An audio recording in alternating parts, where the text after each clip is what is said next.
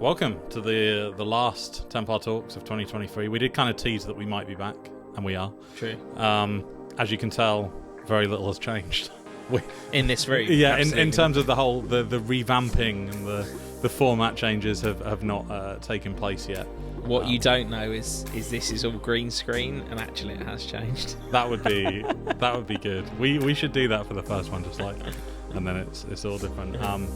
But yeah, just as a quick reminder on the podcast going forward, as of 2024, we're going to be revamping it a little bit, and we're going to be doing one live show a month and one recorded show a month. The recorded one being a little bit more polished, and then the live one obviously being just.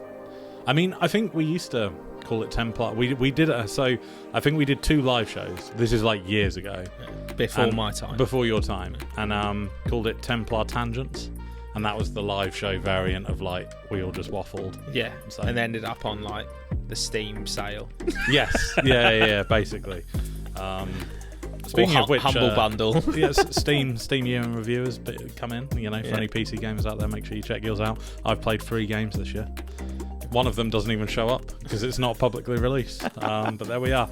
Let's actually get on to Magic the Gathering. Yes. We've got we were all here. Yeah, exactly. We've got some good topics today. We're going to be updating you on our RCQ journey and going into Ghent, talking about modern bannings, of course, because modern is our format. Pioneer bannings, we're going to gloss over that one very swiftly. Ravnica Remastered, a bit of a Twitter discourse that's been going on. We're going to very lightly touch on that because we don't want to anger anyone. And then just what's coming up for the Templar in 2024. So to start us off, RCQ update.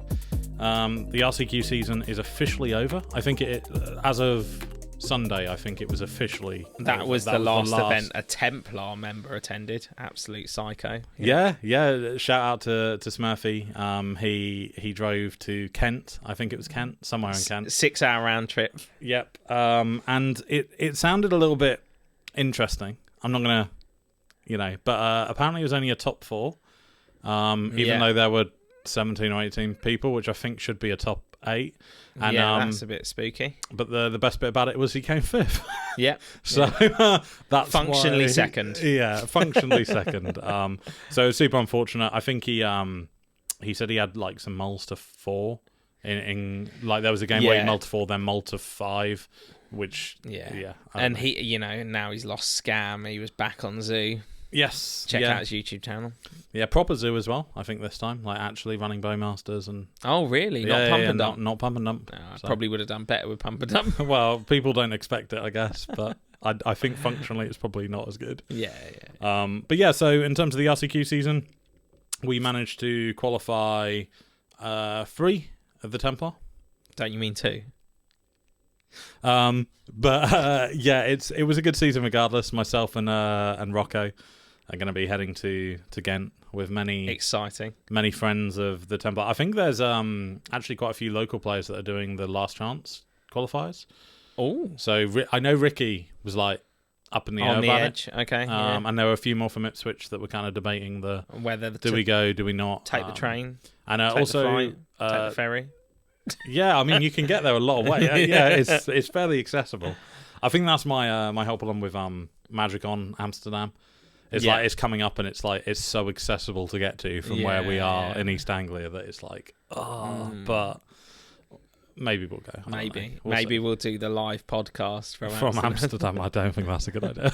that's a terrible idea. But yes, maybe. But no, the RCQ season, to be completely transparent, it was what we wanted in terms of like we were aiming for 2-3 people to go. Qualifications, nice. We've never sent more than 2, so we're staying on our benchmark. But the heartbreak of it was I think we had 4 final losses. Yes, certainly we had Phil. James lost 2. James lost 2, did he? Yeah. So he lost 1 on Murktide to Scam back at the start of the season, and then he unfortunately fell to George from Chad Magic in the final of Langdon's last RCQ. The one that I didn't attend. That's why I didn't. Yes, yeah, it was, and with both of them, especially the last one, it was like super close. you know. Yeah. And Phil also lost to another friend of the Templar. I mean, it's kind of got to that point now where we go to so many events, we have so many friends and community members that it doesn't feel like you're losing a final anyway, because No, it feels like F&M. yeah, it was kind of like when for the final of the Skyward Games RCQ, it was Jack, who we've been to events with loads, and Phil in that one. Yeah. So it was kind of like, obviously it would be great if Phil goes, but we're still, like, in terms of me being selfish, I'm getting to go with more people I get on with, you know.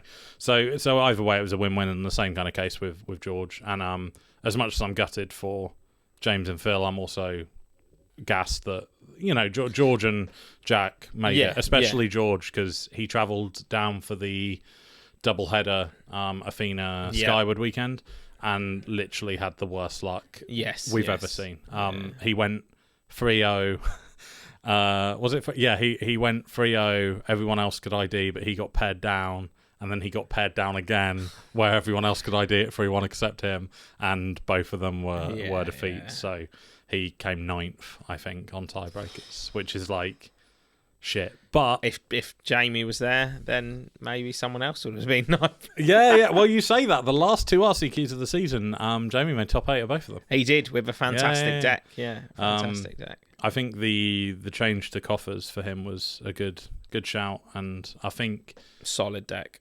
Yeah, I think, you know, not to put pressure on him, but I think when the next season comes around with Standard, I think he's probably gonna do better than a lot of us, because none of us play Standard. Because he knows what the cards do. Yeah.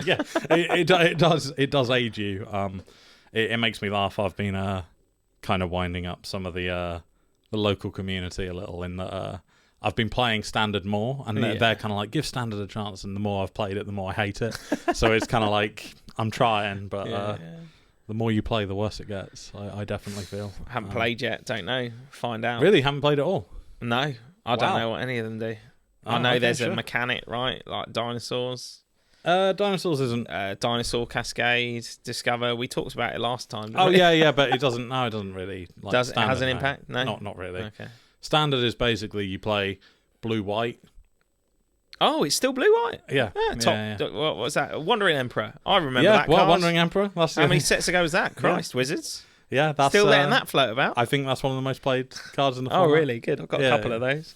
I believe I don't have the stats off the top of my head for the most recent weeks, but last time I looked, I think it was about 25% Esper mid-range, 20% blue-white mid-range, 15% blue-white soldiers, and then there's a domain deck as well that's doing well. But those are like the 4 big mainstays of the format. Sounds like Abzan Black, Abzan Blue, Jeskai Black times, where it's just like an amalgamation of the best cards with good mana to fix it. Yeah, pretty much. I mean, I think the worst thing about Standard, to be completely honest, just to briefly touch on it, is because of the 3-year rotation, we're stuck with triomes, which make the domain. There's a lot of same as the fetch meta, right? Yeah, there's sins of the past that are now affecting the format probably in a negative way. It's like I've been playing mono red mainly on Arena just because I want the games to be quick. And get off that horrible client.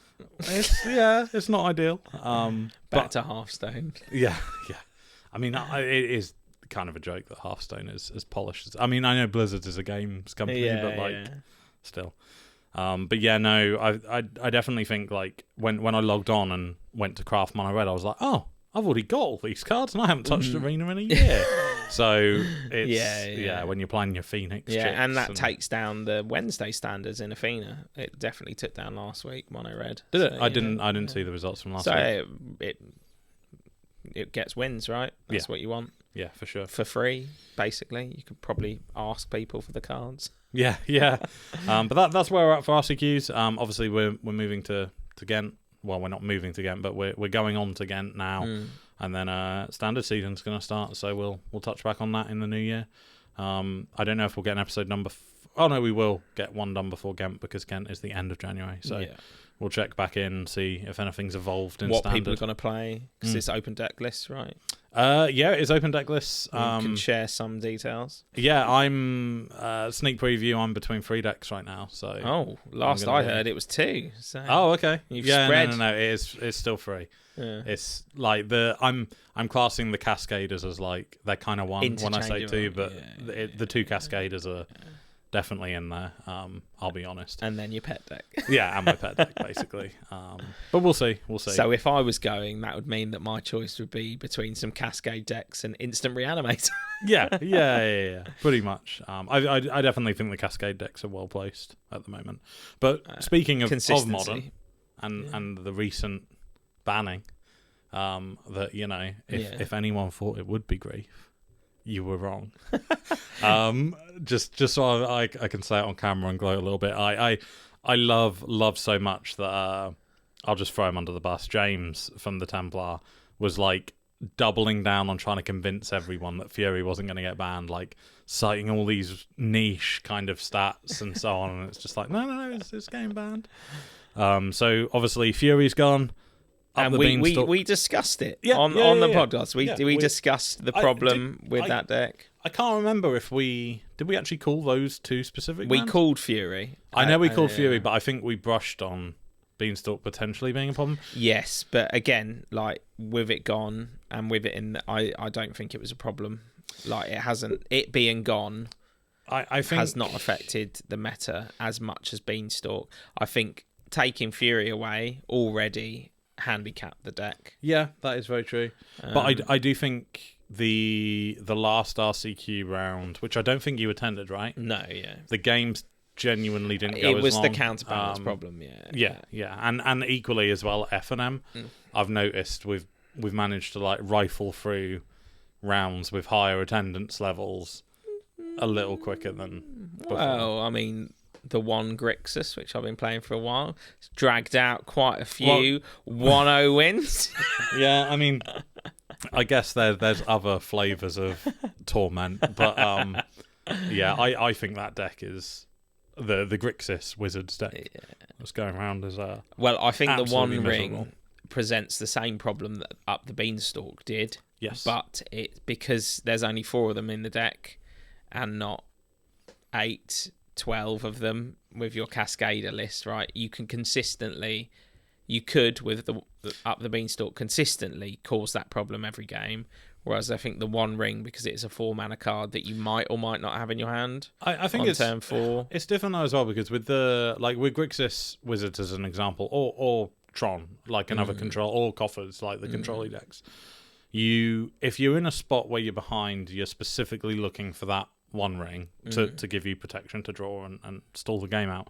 I think the problem with Beanstalk was if you had a Beanstalk out, you're looking for like a lot of cards that can then refill themselves. Like I don't know. The problem was cards like Lowline Binding, where you're getting like a 1-mana spell that draws you a card. Yeah, potentially, yeah.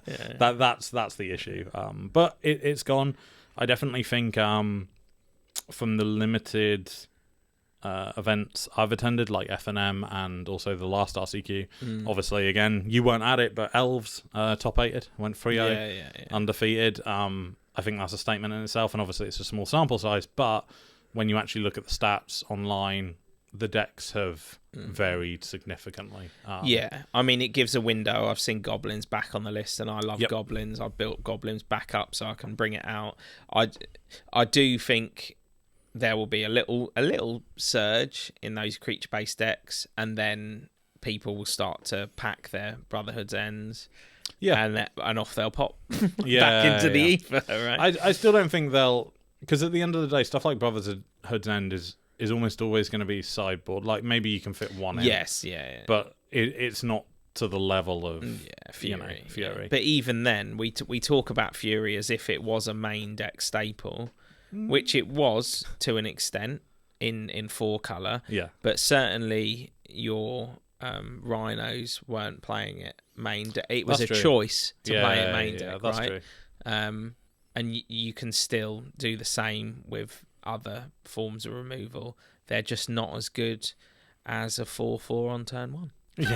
Yeah. I mean that is the issue. I think realistically they were never going to do it, but Fury could have stayed had they banned all of the Undying effects. Yes, yeah. But there are too many. I mean, Fury died for the sins of Scam, not for it being a punishing card for creature decks.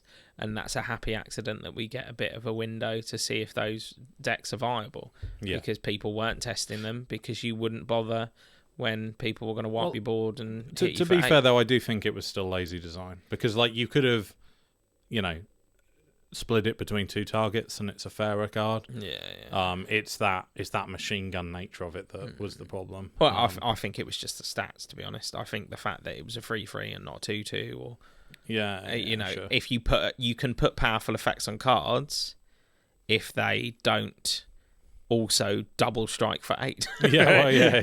Like make it harder to be a threat. It's just and when we say double strike for 8, obviously we're referencing the problem deck that caused this discord. But even double strike for 6, right? Even a 3/3 is a really strong card.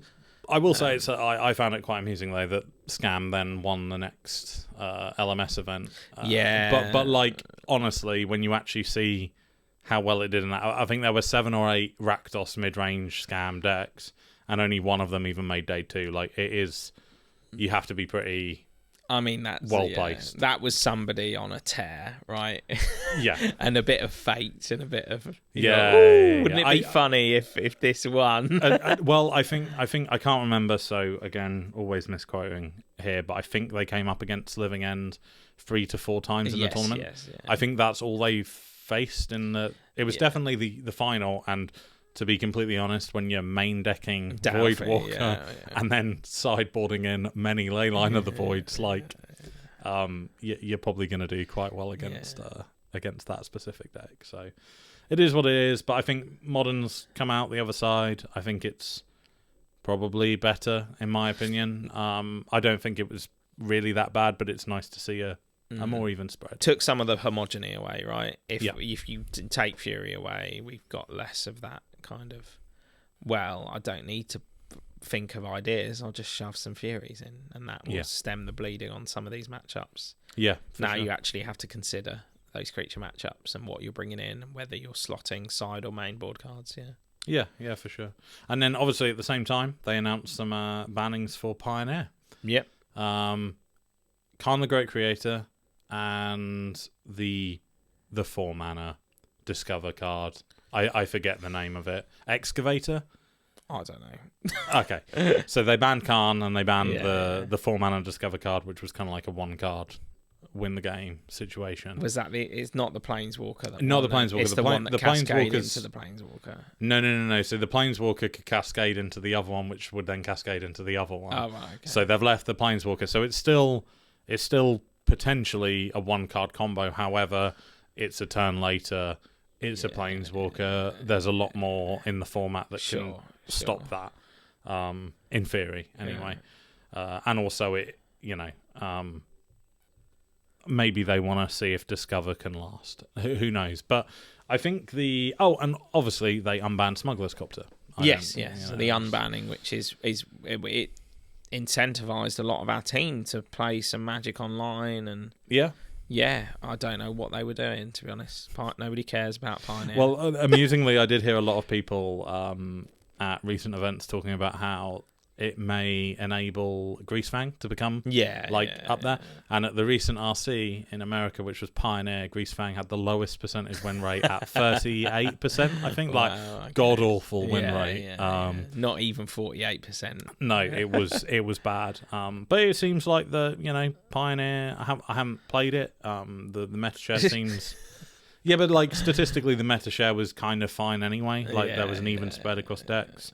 There's still an even spread across decks. Rakdos mid-range is now more popular. Obviously, banning Khan has taken mono green down a big amount. It's taken the consistency out of that deck, right? The problem with Khan was that it was a bit like a 1-card combo. If you just had a Khan, actually Khan enables you to get that, which protects that, which enables you to get another thing.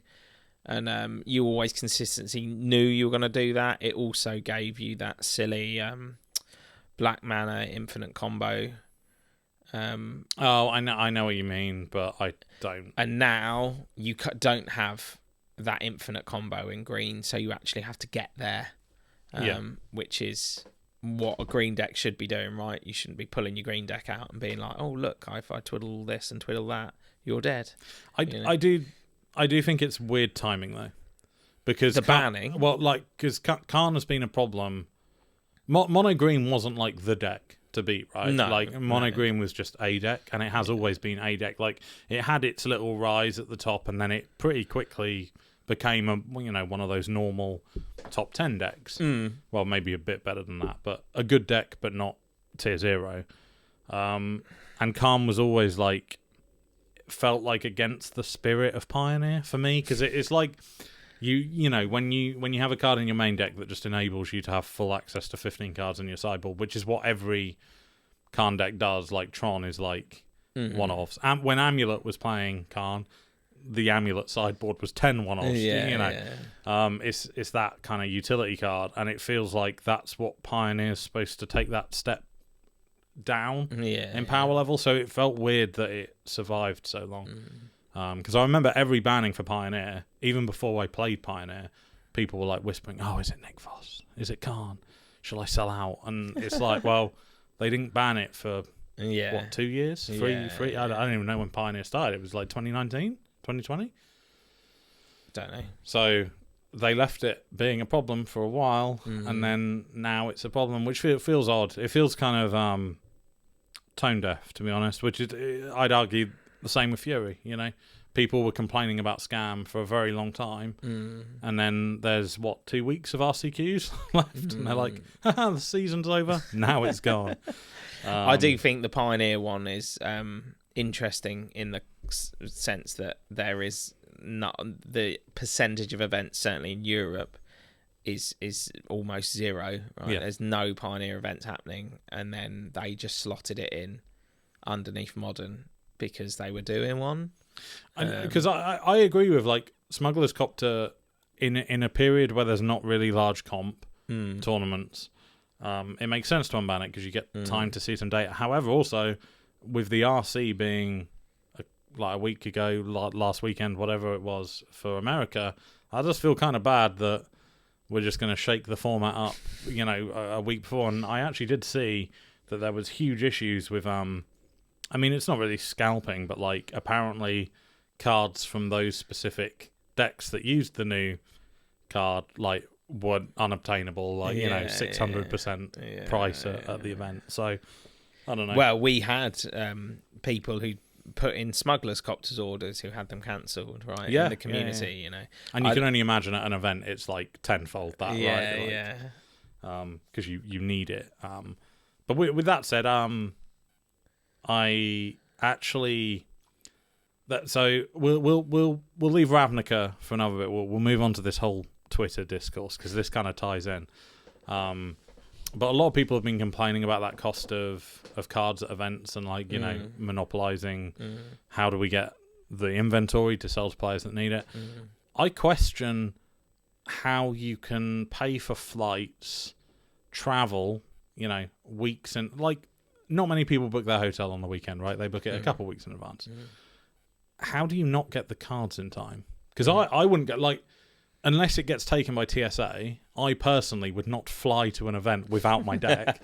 Do you know? Yeah, but like, I don't really get it. And I know when Rocco, I think it was when Rocco went to Athens, they were buying Sheldreds, like buy listing Sheldreds for like £80-90, like ridiculous price, because they were selling them for even more and people were just hoovering them.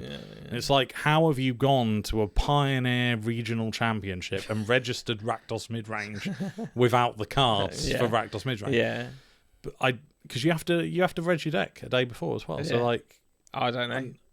I mean, maybe it's testing on trains and then changing your mind. I mean, we all suffer from that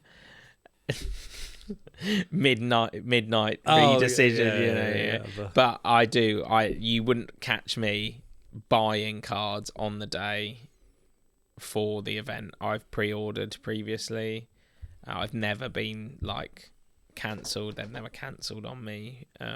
and tried to then. I mean, maybe it is different at the bigger events because you can't pre-order, but like, I would have thought, at least in Europe, if I have 2 weeks' notice, I am confident I could get any card that's ever been printed. Like, if I had an infinite budget, right, you could get a Black Lotus within 2 weeks. If you wanted like an Alpha Lotus, you could get one within 2 weeks in Europe.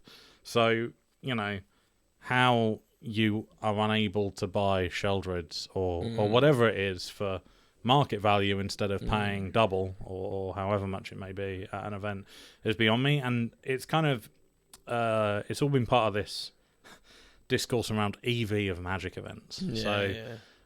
It seems that there's this whole expectation of, well, expected value when you attend a Magic event, which was kind of a weird one for me. I don't know, like I've kind of blindsided you. This was the topic I specifically didn't go into before we started today. I mean, when you go to an Axion event, are you calculating return on investment depending on placing? No, because I kind of see it as a hobby. Like, so for me, it's like a golf weekend. You don't get you lose your money unless you're playing like the Ryder Cup or something, right? Like, you just go to play golf with your friends. I think it's a slippery slope to not enjoying the game if you expect to arrive and leave having broke even, or even more, and gone home with profit. There's certainly, I am buzzing if I've broke even. Yeah. Even better if I've exceeded, and I've gone to quite a few Axion events and walked away with plus 200, 300, 400 pounds. Yeah. But if I'm honest, my expectation is to scrub out and spend more, and then go down the slippery slope of trying to recoup some joy by buying out the vendors of some shiny shit. I think it's just like, I don't understand why there's. I mean, I haven't read into it, and I don't know if it's just like the loud minority like being annoyed about it, but I don't really understand how you can get to a hobby and then expect that to become, because like obviously some people can make money out of it, like but like any, but you need other avenues, right? Like you look at just to take someone for example like Mengucci, right? You have to stream 40 to 60 hours of, what I mean, you're still working like a 9 to 5 in a different way to support your hobby, and I don't think the enjoyment is as high of a level for somebody who you get fatigued playing the game, right? And that fatigue is even exacerbated if you then begin to not meet your targets, right? And I think it's unrealistic to expect value from a Magic event. I think that is a foolish error. But it almost seems like atypical with the Magic community as a whole, because I know it's a problem with like even small scale like local events of like people think stuff like F&M is too expensive. Like, it is that expectation of like, well, why are we only getting one pack? Like, it's like, well, what? Like, I don't know. I got a bit of crap recently because I haven't been to Magic in a while, and it's kind of like, well, I knew I was spending 30 quid a week going, like parking, fuel, getting there, entry. To clarify, our local stores do not charge £30 entry for F&M. It's actually a reasonable price. However, travel is expensive in the UK, and parking is extortionate in Norwich. And to be fair, I don't think it is about. I don't think, again, stores should expect people to turn up to events. I think you provide the event and people will turn up if they can afford, if it fits within their lives, and like, it is a hobby, and if we want it to continue, we should support it. But again, that shouldn't be expected that's what we're doing. And I to be honest, in terms of winter, I think it always drops off a bit, There's never as many people at events in the winter because you're traveling to family members, you're preparing for Christmas, you're buying presents. I always think there's a bit of a downtick around this time of year. I don't know. For me, it's just like, when maybe it's a different perspective, because like it's stuff like the like doing podcasts, doing content like filming. If you put EV on anything that you enjoy, then you enjoy it less. Yeah. Right? Yeah, like, yeah. if I was going out for a meal with my wife and I started putting expected value versus cooking at home, like, oh, well, is it worth the experience? Like, you start to kind of question everything. Yeah. And but that's it about expectation, full stop, right? Yeah. If you expect something to be better than it then is, you leave with a sour feeling or a negative attitude towards it, because actually, well, I expected it to be popping, but there was only 4 people. I expected to come at least into the top 8, and I left at 11th, and we all get that feeling where you're like, I turned up expecting to smash it, I'd made this amazing decision, and then but like, then on the flip side, Michael drives 6 hours to Kent, jumps on Discord at like 9 p.m. and is like, I had a great time. Yeah.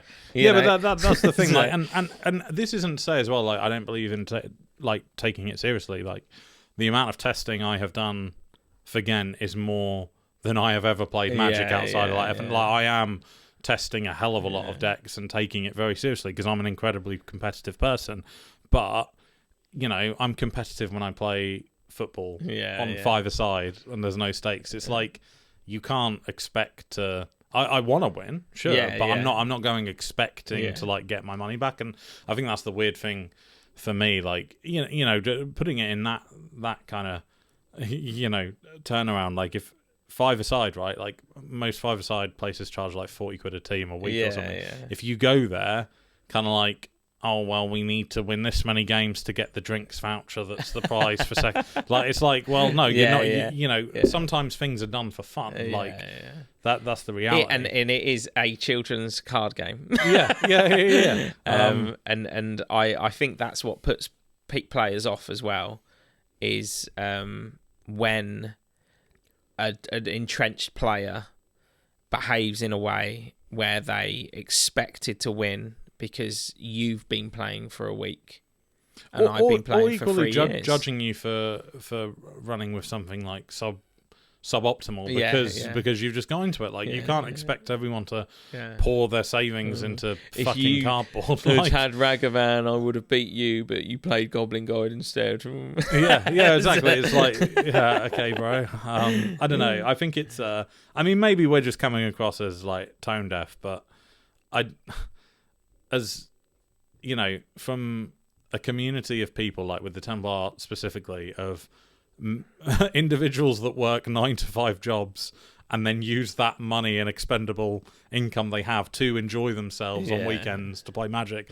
I don't really, I don't get that mindset of expecting to get stuff back. Quite realistically, like, people who grind poker tournaments, I have no doubt that there's players out there who are grinding Magic events, and I don't think that's a bad thing. I just, you win some, you lose some. You have to look at it as pro footballers. Yeah. Right, that's the thing everyone always comes back to in UK culture. Like, you are the top 1% of the top 1% of the top 1% of the top 1%, and then you still probably don't make it. It's the same kind of thing here. Like, you can be as entrenched in Magic as you can be, and it will get you results, and the knowledge does pay off. But there is an element of quantity as well. Like with poker tournaments, you have to farm them to get consistent results. And there's a reason why, with poker specifically, if you look up some of the highest earning live poker winning players, they're random businessmen that decided to enter the World Series and went on a ridiculously deep one and got a load of money in that deep run. So I don't know. Like, you could put in as many hours as you like and face your worst matchup in the final and lose to someone who's just picked it up. And there you've lost your expected value. Sorry, Crimea River. And as well, I think when Reed Duke won Worlds, wasn't he playing against someone that had been for the first time in the final? You know what I mean? You can, there's an element of luck there as well, and that's not discrediting that player, because they did incredibly well throughout the day, but it's to and on the to flip win. side, Reed Duke said that, this isn't the one that I would have wanted to win. Yeah. Right, he expected to win on his pet deck, 2, 3, 4 years ago, and then rocks up to this one because he enjoys the game and he enjoys playing the game, and he's playing something that's not actually is left field of what you'd expect him to be on, and then he goes on a tear and he's like, oh well, here it is.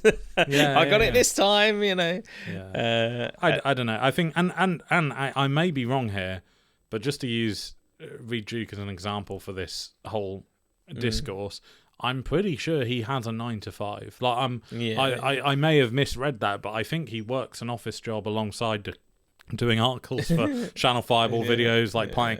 Like a lot of people that do well still can't, only do Magic. Yes, so to think you're gonna, make 50, 60 grand playing regional championships and supporting all of that hotel fares, and I just think it's like, I don't know, it's an interesting take, but I don't really get it. But anyway, on to another thing I don't really get. What's his release schedule? We've got another set coming soon, a set that I was excited about, Ravnica Remastered. Yes. I love the remastered sets. Yes. Taking the best of a block. Have you seen any of the spoilers for this set? I have, and I recall none of them. Oh, okay, cool. So, like, really cool, iconic cards from, like, around this time. Like, I'm not even going to quote it, like, from the Tolarian video. Basically, they've missed shitloads of reprints that they could have reprinted here from, very expensive key cards that needed reprinting. Go on, what were the top misses then? Stuff like Smothering Tithe is missing. Something from War of the Spark, which was expensive, is missing. Finale of Devastation, missing. Yeah, that's just been reprinted though. Both of those have just been reprinted. What other ones were there? Doubling Season, again, I guess it has just been reprinted. I think they got the treatment in Commander Masters, right? Yeah, but I don't know. It feels like it's a bit of a miss. But I think the biggest thing from the miss, from my perspective, is the most expensive reprint is from Jumpstart.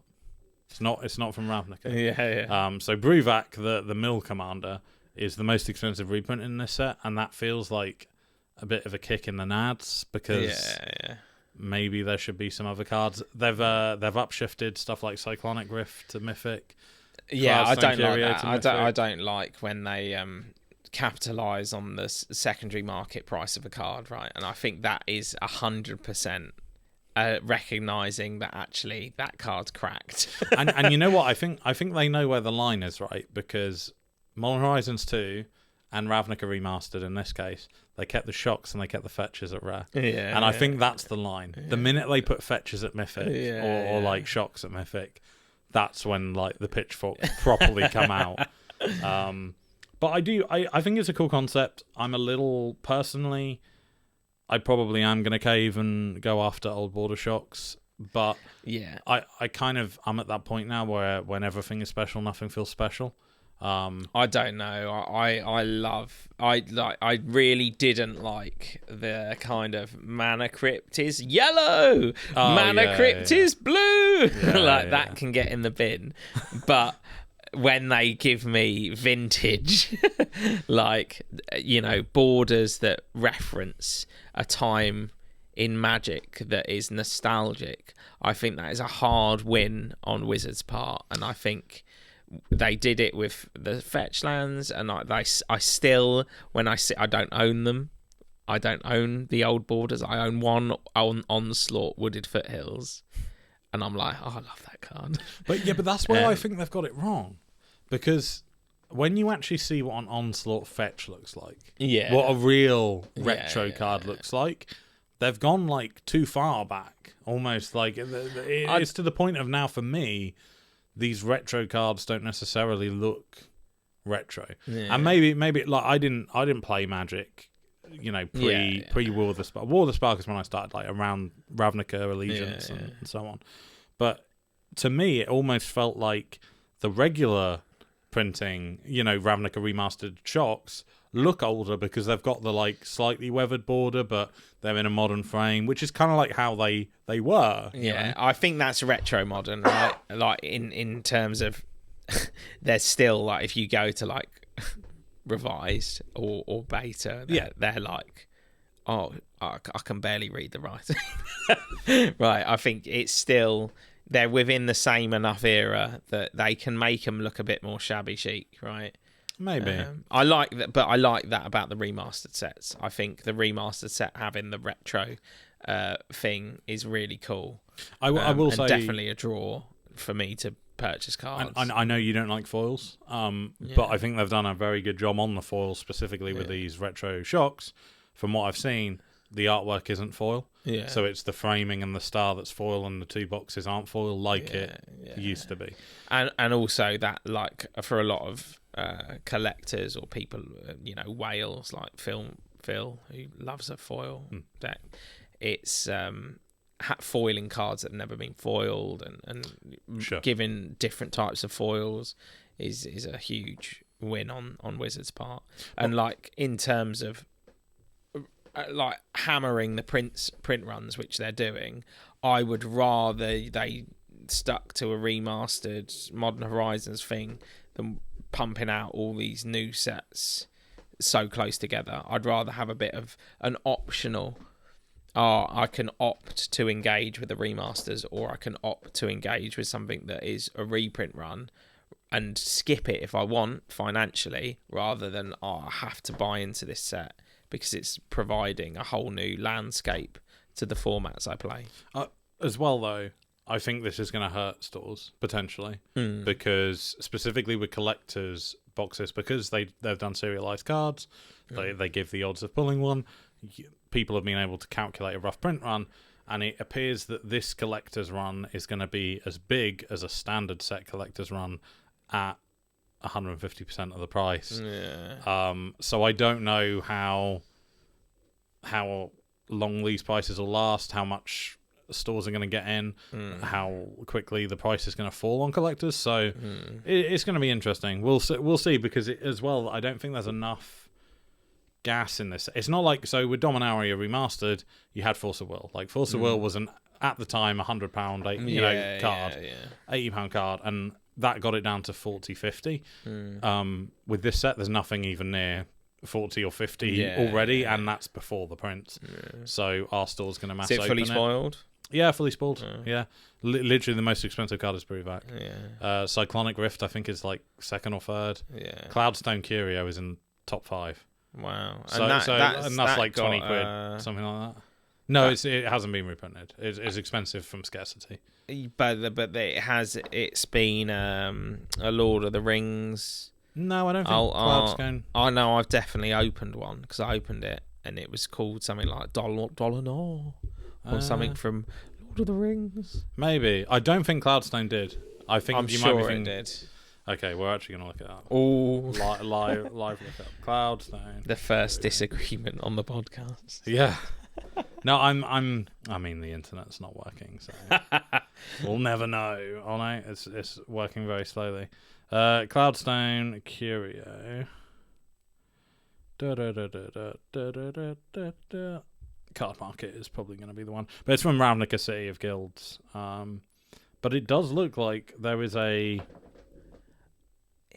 There is Lord of the Rings art, but the title isn't loading. Oh, it's because I'm right. Yeah, you might well be. Well, in that case, then I'm surprised it's even in the top 5, and the fact that it is in the top 5 is pretty depressing, given that that's like a 14. Yeah. It actually is. It's in Lord of the Rings. $14.99. Yeah, I've got one. What's it called? I can't remember. LSR the Elfstone. There you go. See, Lord of the Rings name. LSR the Elfstone. That is a very Lord of the Rings name. But that's part of the, depressing part of this Ravnica Remastered set is like, well, what are you chasing? If I go on Card Market now, this is pre-order pricing, Ravnica Remastered, non-special editions. Cyclonic Rift has now overtaken Bruvac, but we're looking at €26. The third most expensive card in the set on pre-order is Blood Crypt at €17. Like, I don't know. I mean, who's are there many stores mass opening this to get the 10th most valuable card, Khan the Creator? Oh, bless him. Yeah, like I don't know. To Fairy, the Time Ravel is in the top 20 at €10, and it's a mythic. So it's like, oh, that's been rare shifted. oh yeah. Sorry, I forgot that one. Yeah, That's ridiculous. Yeah. I mean, the one thing that's going to mean that people might open it is because the shocks are rare. So, do we think they've shifted it for draft specifically? No, I don't know how relevant a Psych Rift at rare is gonna be. I don't know. I mean, looking at it from an Evil Money Corp view, I would say that the reason Psych Rift itself was shifted is because they know Commander players will want it. Yeah, and Commander players are the people who are going to spend a lot of money. Just to stereotype you and put you in a box. From my experience, Commander players are more open with their wallets. Oh, 100%. Talking about you, Will Atkins. yeah. That is one of the best examples actually. Like, Will is always kind of like just whichever version possible for modern, but then when it's Commander, it's like, oh, foil. What do you mean? He's like, oh, a new set out today. I'm just going to buy 2 collector's boosters while I pay for my F&M entry. Like, yeah. What are you doing? But I can't blame him. I'm the same. But I will say I had outlined literally in my budgeting post Christmas, I had allowed to buy 2 collector's boxes of boxes.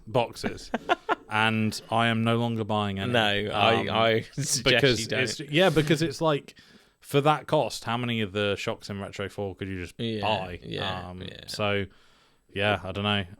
I'm not sure who this product's for. Maybe it is for Whale. It's for Wizards. Well, yeah. No, it could be for Commander players, right? I think what you've said, definitely. Lots of Commander cards in there that are relevant. I mean, top 2 cards are Commander cards, right? Yeah, Ruvac and Psych Rift. Great fun coming to the tables, mate. And let's be honest, it's also a pretty good draft experience. The remastered, very true. And certainly they will milk quite a few drafts from our. What is it? 16 players. Yeah. Pretty solid 16 drafters. They outweigh the modern community, and look at us with disdain as well. So with that, we'll kind of wrap up. What's coming soon? I don't actually know if you know everything that's coming soon. Maybe you don't. I mean, so obviously, Templar Talks next year. Live and. Yeah, you just mentioned that. It's first for me. Yeah. Oh, fuck off. As well as that, I'm going to be streaming on Christmas Day. Todd will not be joining me for that one. No. I'm not sure if I'll go live at like 11 or 2. It'll be one or the other, like either a pre-lunch or a pre-King speech lunch. or post-King speech. Yeah, probably pre. So you want proper royalist here. Exactly.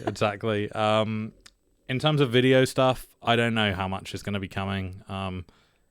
Maybe major events will go up. I think it's one of those things that it's just so much time and energy. And like the whole EV thing, it's not an expectation of EV. It's a pure, if I'm not enjoying something, I don't want to spend 5 hours editing a video. I suspect we will.